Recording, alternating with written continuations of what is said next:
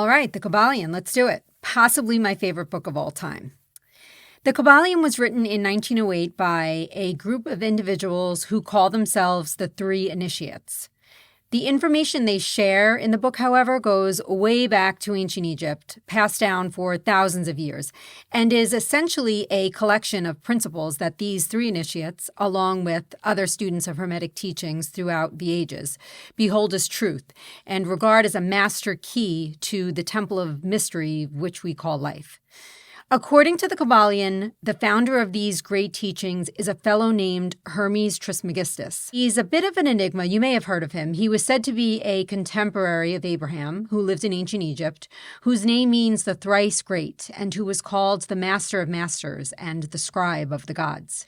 All the fundamental esoteric teachings of every race, basically, is said to be traced back to Hermes, and every contemporary religion is said to have been influenced by his teachings as well. Egyptians eventually deified Hermes and made him their god Thoth, and years later the people of ancient Greece also made him one of their gods, calling him Hermes, the god of wisdom. In the Kybalion, the 7 principles upon which the entire Hermetic philosophy is based are as follows.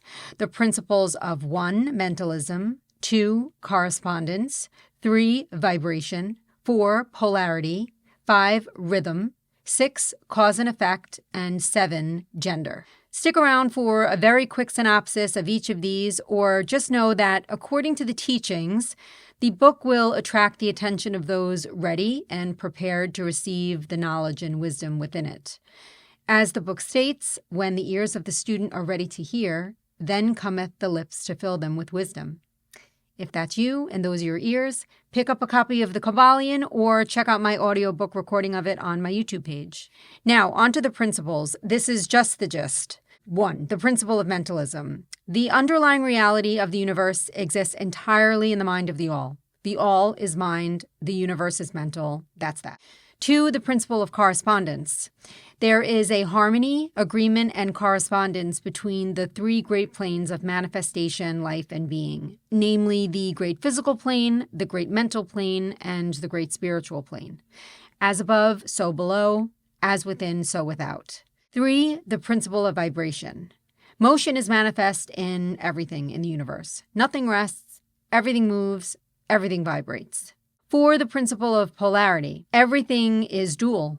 Everything has poles. Everything has its pair of opposites. Like and unlike are the same. And opposites are identical in nature, just different in degree. All paradoxes may be reconciled. 5. The principle of rhythm. On the physical, mental, or spiritual planes, everything flows out and in. Everything has its tides. All things rise and fall. The pendulum swing manifests in everything. The measure of the swing to the right is the measure of the swing to the left, and rhythm compensates. 6. The principle of cause and effect. Every single cause has its effect. Every effect has its cause. Everything happens according to this law. Chance is but a name for a law not recognized. There's really no such thing as chance. There are many planes of causation, but nothing escapes the law. 7. The principle of gender. Gender is in everything.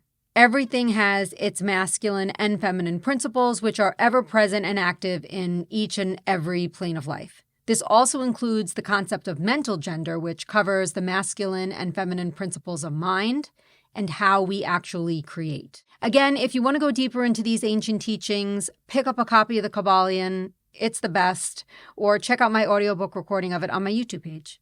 Thanks for listening.